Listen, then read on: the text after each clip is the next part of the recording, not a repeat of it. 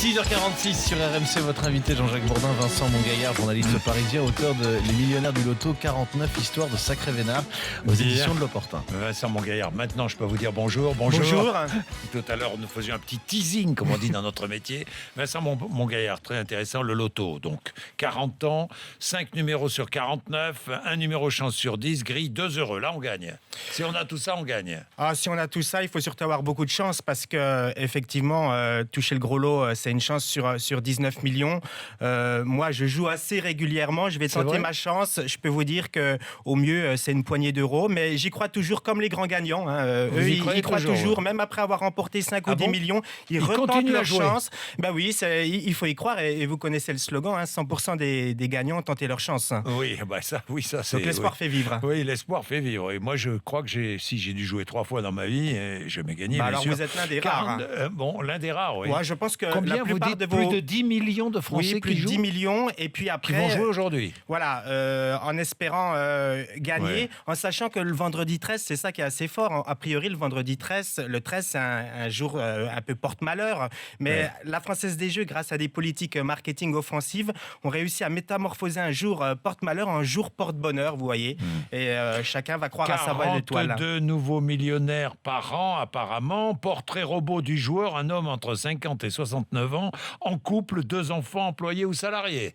Oui, alors qui appartient aux classes plutôt populaires. 35% des gagnants, ce sont des employés ou des ouvriers, contre seulement 9% de cadres ou de cadres sup. Ça, c'est un petit peu la morphologie du joueur type, du miseur. Premier tirage il y a 40 ans, premier tirage du loto, inventé par Jacques Chirac, créé sous Jacques Chirac. Oui, je ne crois pas qu'il a inventé les règles. Oui, non, il n'a pas inventé les règles, non. Qu'est-ce qu'on peut dire ? Ça a été un flop ? C'était un flop il y a 40 ans. Le premier tirage, c'est au Théâtre de l'Empire, avenue de Wagram, vous savez, le mythique théâtre. Il a fallu rameuter des passants sur les Champs-Élysées parce que les rangs étaient vides. Ça n'intéressait personne, le loto, au départ, parce que toutes les règles avaient été chamboulées. Les clients n'y comprenaient rien. Jusqu'à présent, on avait plutôt affaire à de la loterie nationale. C'était des tombolas. C'est-à-dire que parmi les tickets que vous achetiez, il y en avait un forcément gagnant. Là, il fallait cocher et il n'y avait pas forcément de grand gagnant. Il a fallu attendre 3 mois pour qu'il y ait le premier grand gagnant. Donc au début, c'est un flop et aujourd'hui, c'est 17 millions de lecteurs, dont beaucoup sans doute de vos auditeurs. Oui, ça c'est sûr. Le loto qui va être dépoussiéré l'année prochaine pour avoir encore plus de gagnants. Ça c'est la Française des Jeux. Ils sont forts, qui nous vend leur truc. Ils sont forts en marketing, ils sont forts en pub, mais c'est vrai quand même qu'on rêve tous de rentrer dans le bureau de son patron en caleçon et en cravate et en lui disant au revoir président après avoir touché le gros lot. Cela dit, j'ai vu par exemple, un conducteur routier qui avait empoché 10 millions d'euros au loto en 2011, finalement a racheté l'entreprise dont il était le salarié. Oui, il a été même très sympa puisqu'il a quand même gardé son patron, qu'il a rétrogradé. Mais après, vous voyez ces belles histoires de rachat d'entreprise. L'entreprise était en redressement judiciaire. Oui. Il n'a pas hésité, il a investi quelques centaines de milliers d'euros. Il avait empoché 10 millions. Oui, c'est pas grand-chose, mais au final, malgré tout, cette belle histoire, elle se finit mal parce que 2 ans plus tard, il a quand même baissé le rideau. On s'improvise pas comme ça, chef d'entreprise. Oui, ça c'est l'amitié plus forte que 10 millions d'euros. Racontez-moi cette histoire des 2 amis qui avaient l'habitude de jouer ensemble au loto. Oui, ils jouent ensemble au loto et puis un beau jour, l'un a décidé de tenter sa chance tout seul. C'était au moment de la Saint-Sylvestre.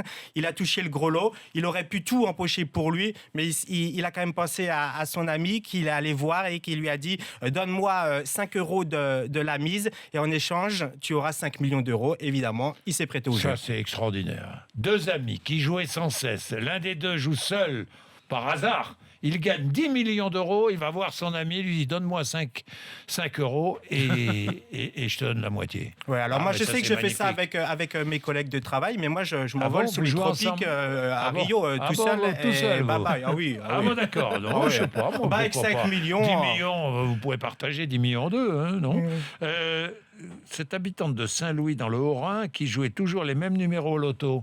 Qu'est-ce qui lui est arrivé ? Oui, c'est une dame en Alsace. Elle jouait tout le temps, systématiquement, les numéros au loto, les mêmes numéros. Puis un jour, elle a décidé de faire une infidélité à ce loto pour tenter sa chance à l'euro-million. Oui. Et manque de peau, les bons numéros, ce sont ceux du loto qui, ce jour-là, sont tombés. Elle a perdu plusieurs millions. Je crois qu'elle a fait une petite dépression. Ah bah ça, elle doit s'arracher les cheveux. Non mais c'est vrai. Et puis vous avez des récidivistes du gros lot. Alors oui, notamment un chef d'entreprise. De l'Hérault. Voilà, un chef d'entreprise de l'Hérault qui, il y a une quinzaine d'années, avait remporté une quinzaine de millions de francs. C'est un récidiviste. Il y a 4 ans, il remporte de nouveau 3 millions d'euros. Alors cette fois-ci, il s'est dit qu'il gérerait un petit peu mieux son pactole parce que la première fois, il avait investi en bourse. Il avait été plutôt malheureux. Alors on va pas le plaindre. Une première fois, il investit, il perd tout. Et il regagne. Alors là, la probabilité est plutôt dans le milliard, parce que si on a une chance sur 19 millions de toucher le gros lot, 2 chances de le remporter, là, on est dans des probabilités totalement dingues. Alors, pour terminer, les grands gagnants sont prudents, ils investissent dans la pierre, ils s'accordent peu de plaisir, ils changent peu leurs habitudes et surtout, ils restent très discrets. Alors oui, l'adage « pour vivre heureux, vivons cachés », je pense que c'est le meilleur conseil qu'on peut leur donner. Parfois, moi, je suis surpris de voir que... Ils flambent pas, ils continuent malgré les millions à aller avec leur bleu de chauffe manger leur menu à 12,50 € chez le routier. C'est une image d'Épinal, le grand gagnant au volant d'une Ferrari. C'est plutôt quelqu'un qui reste simple, tout simplement parce qu'on s'improvise pas nouveau riche comme ça du jour au lendemain. Il faut savoir que quand le magot vous tombe du ciel, c'est tellement brutal, c'est un tel choc que on change peu vos assez habitudes. peu.